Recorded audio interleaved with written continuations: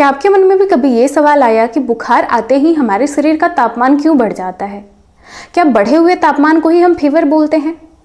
नहीं, जो तापमान बढ़ना होता है सिर्फ ये फीवर का एक लक्षण होता है और इसके लक्षण में और भी बहुत सारी चीज़ें आती हैं, जैसे कि हमारा सर दर्द, आँख में दर्द, आँखों से जलन, ये सारा चीज़ शुरू हो जाता है जब हमें बुखार आता है। तो अब जो टेम्परेचर बढ़ना होता है हमारे शरीर का, वो बुखार का सिर्फ एक लक्षण होता है। तो आज इस वीडियो में हम देखेंगे कि हमारे शरीर का तापमान बुखार में क्यों बढ़ जाता है। सबसे पहले बात करें हम तापमान की, तो जो हमारे शरीर का औसत तापमान होता है वो होता है 37 डिग्री सेंटीग्रेड, और फ़ारेनहाइट की बात करें तो 98.6 फ़ारेनहाइट हमारे शरीर का टेम्परेचर होता है।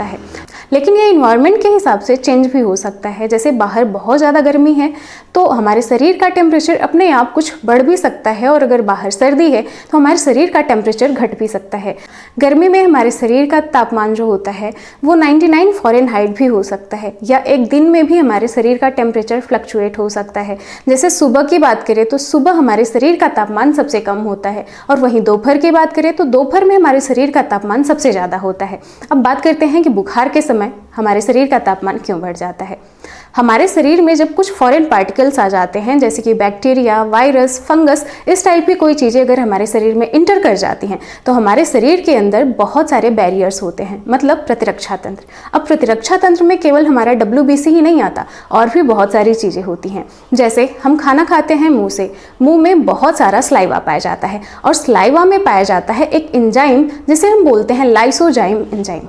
अब लाइसोजाइम एंजाइम क्या काम करता है? ये भी बैक्टीरिया और वायरस को किल करने का काम करता है, लेकिन कुछ बैक्टीरिया यहाँ से बच के निकल जाते हैं।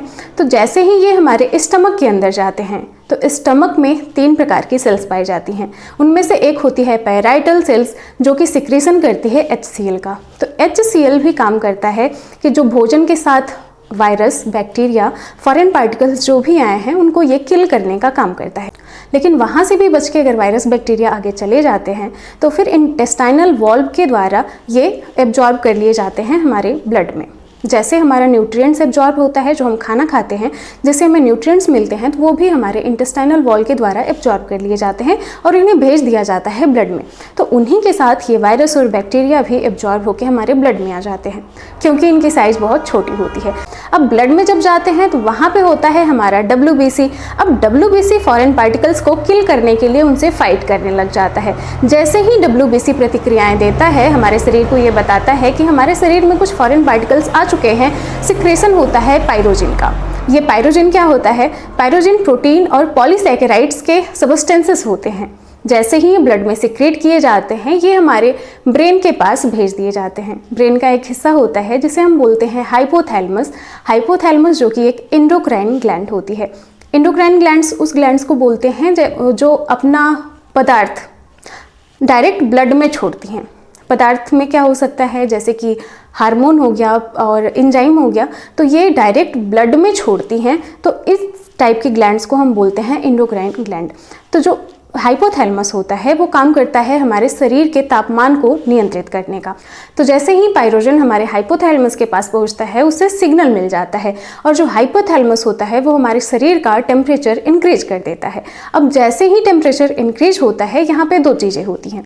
पहली तो वो कि हमारे शरीर का जैसे ही तापमान बढ़ेगा, कुछ बैक्टीरिया और वायरस मर जाएंगे तापमान बढ़ने से ही, क्योंकि तापमान बढ़े हुए तापमान को टॉलरेट नहीं कर पाते कुछ बैक्टीरिया और वायरस। लेकिन कुछ ऐसे ढीठ टाइप के होते हैं जो कि अधिक से अधिक तापमान में भी सर्वाइव कर सकते हैं। आपको जान के हैरानी होगी, कुछ बैक्टीरिया ऐसे भी होते हैं जो 100 डिग्री सेंटीग्रेड पे भी जीवित रह जाते हैं।